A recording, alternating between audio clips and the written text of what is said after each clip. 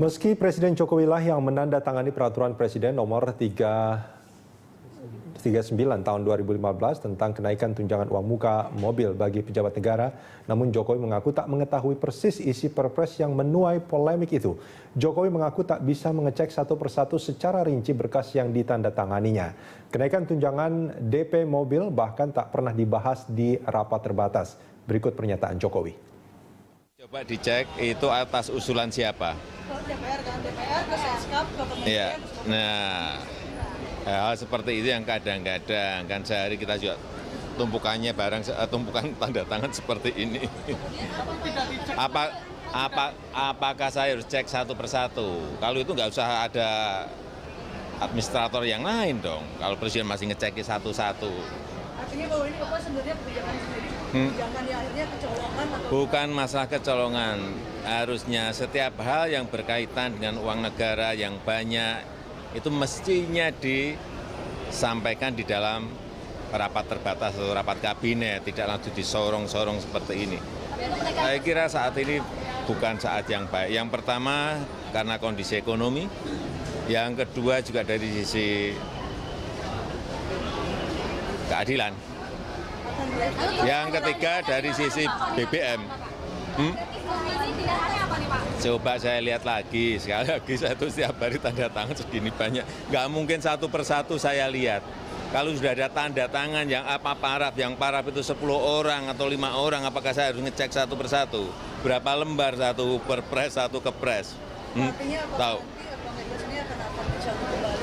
Saya tidak tahu, saya cek dulu. Ya. Ya, kita lanjutkan dialog masih bersama Direktur Center for Budget Analysis Ucok Kadafi, dan dari sambungan telepon sudah ada anggota DPR Komisi 1 Sarif Hasan. Pak Sarif? Iya. Pak Sarif, ini Pak Sarif juga mendengarkan pernyataan Jokowi yang kita tampilkan tadi ya? Ya. Ada satu pernyataan yang menarik, Pak Presiden mengatakan apakah Presiden harus ngecek satu persatu berkas yang tinggi itu, terus kalau harus ngecek satu persatu untuk apa ada administratur yang lain gitu. Nah, pernyataan Jokowi ini sebetulnya ada pernyataan yang lain yang mengatakan bahwa ini tidak tepat secara keadilan. Artinya sebetulnya Presiden berempati. Hanya saja mungkin dia memang tidak membaca satu persatu berkas-berkas yang harus ditandatangani. Nah, menurut Anda dalam sebuah proses administrasi pemerintahan seperti ini, apa yang salah sebetulnya? Ya, saya pikir mohon maaf, ada dua hal yang saya bisa tarik dari statement Pak Presiden. Pertama, saya menegaskan bahwa sangat keliru kalau Presiden tidak membaca satu persatu semua dokumen. Itu totally sebanyak keliru. Apapun harus tetap dibaca ya, Pak? Sebanyak apapun dia harus tahu. Karena ini menyangkut masalah keputusan Presiden. Ini menyangkut masalah 250 rakyat Indonesia. Itu seliru. Itu menurut saya katakan itu totally keliru. Yang kedua, ya saya sangat menghargai juga kebijakan, artinya bahwa Presiden Jokowi menyadari bahwa itu adalah suatu kesalahan. Dalam arti apa? Secara implisit dia menyatakan itu adalah kekeliruan dia. Ya. Saya tidak.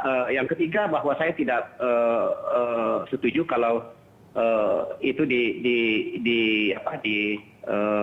dilimpahkan kesalahan kepada menterinya dan kepada administrator.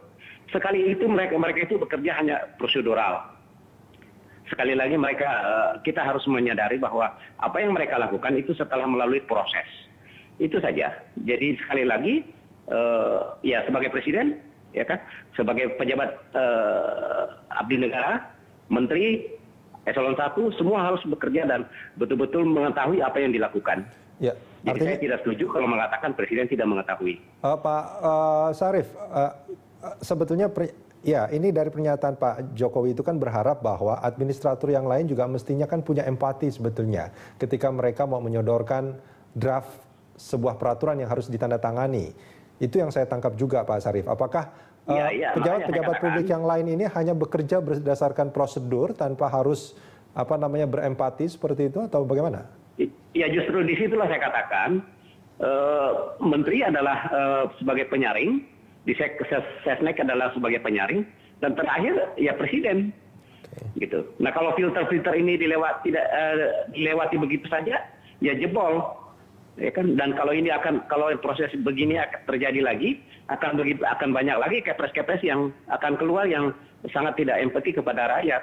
Oke, baik Pak Jadi Sarif. sekali lagi saya tidak setuju kalau presiden itu tidak mengatakan bahwa tidak membaca satu persatu. Baik. Itu adalah tugas dari seorang presiden, gitu. Ya. Karena presiden dalam hal ini adalah garda yang terakhir. Oke, baik. Bang Ucok, ini kalau kita melihat apa yang terjadi, ini satu hal yang baru menurut Anda, artinya proses sebuah peraturan keluar, ini yang menyangkut anggaran tentunya. Atau sebetulnya ini sesuatu yang selalu memang terjadi begini, artinya banyak sekali peraturan-peraturan, baik di mungkin kementerian atau di Perpres yang sering terjadi begini. Ya, itu kan tergantung presidennya ya, bagaimana mengolah administrasi itu. Saya sih membayangkan tadi kan saya tidak baca semua gitu kan, ya kan pembantu presiden ya dia ini sudah siap, suratnya sudah siap, gitu kan, dia menjelaskan secara lisan. Ini surat, lisan gitu kan. Nah harusnya Pak Jokowi dengar itu, enggak langsung aja kan dia datang langsung ditaruh di Pak Jokowi kayak gitu. Menurut saya itu diterangkan lebih dulu ke Pak Jokowi. Itu menurut Anda. Ya, tapi kalau biasanya kalau penjelasan Jokowi tadi yang Anda tangkap apa? Yang tangkap saya tidak baca semua, ada di meja saya semua. Ya kalau ada di meja saya semua ya nggak, saya juga nggak mau tanda tangan. Ini maksudnya surat apa gitu kan? Harus dipanggil, kan pasti yang ngasih surat. Ini kalau Bang Ucok yang jadi presiden ya? Gitu, semua. SBY pasti kayak gitu. Karena SBY itu saya lihat itu sebelum dia tangani maka dia rapat dulu, rapatin dulu. Ada semacam briefing gitu ya? Briefing apa kata Pak Sarif tadi ya, ada briefing kayak gitu. Seharusnya Pak Jokowi itu selain memang datang surat ke dia, dikasih pengantar gitu kan, baru dipanggil yang instansi terkait gitu. Misalnya Menteri Keuangan, kenapa kenaikan harganya gitu kan, itu dijelaskan nanti. Itu harusnya diadakan rapat terbatas atau jangan rapat inilah sesama menteri, tapi instansi terkait untuk membahas itu supaya memang ekses kayak gini itu tidak ada. Bahkan penjelasannya memang tidak dibahas tuh di rapat terbatas? Ya memang pembahasannya tidak dibahas, bukan terbatas, tinggal manggil aja kok gitu kan. Apa artinya 210 juta itu per orang gitu, kenapa bisa naik kayak gitu kan, itu kan bisa dilakukan Pak Jokowi gitu. Ini kan permintaannya kan pertama 250 ya? 250 dari DPR, dari DPR. Tiba-tiba di Menteri Keuangan itu dirasionalisasikan, jadi 210 dengan kenaikan 84 itulah gitu, itu yang terjadi. Gitu. Nah kalau menurut Anda, ini penilaian masyarakat ya, kenaikan itu, ini kan kalau menurut perhitungan anggaran sudah disetujui, tapi bukan 250, sudah disaring kan, menjadi 211 gitu ya, 210 sekian gitu.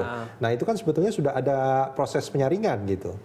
Ya sudah ada proses penyaringan di Kementerian Keuangan itu. Nah kalau menurut Anda proses penyaringan yang seperti itu penyaringannya sudah cukup atau belum? Menurut saya udah cukup, kan itu dihitung. Jadi ini kan ada usul dari DPR gitu ya, usul dari DPR disaring.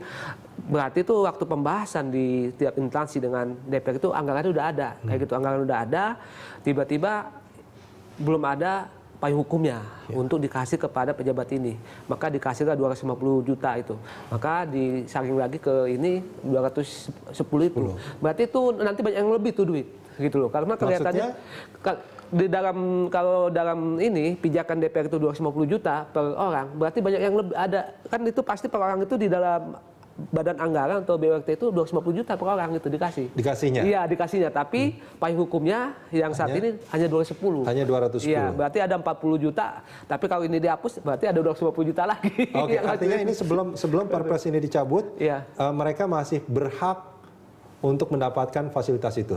Iya, sebelum Kepres ini dicabut masih berhak. Meskipun Presiden mengatakan bahwa ini akan dicabut. Ya, kalau udah dicabut berarti nggak berhak lagi. Enggak. Ini udah lisan, lisan. Biarpun dikaji lagi berarti menurut saya kalau Presiden udah mengatakan akan dicabut, diperintahkan dicabut, berarti bentuknya status quo. Jadi uangnya nggak boleh dikeluarkan. Kita akan sambungin di segmen berikut, Bang Ucok.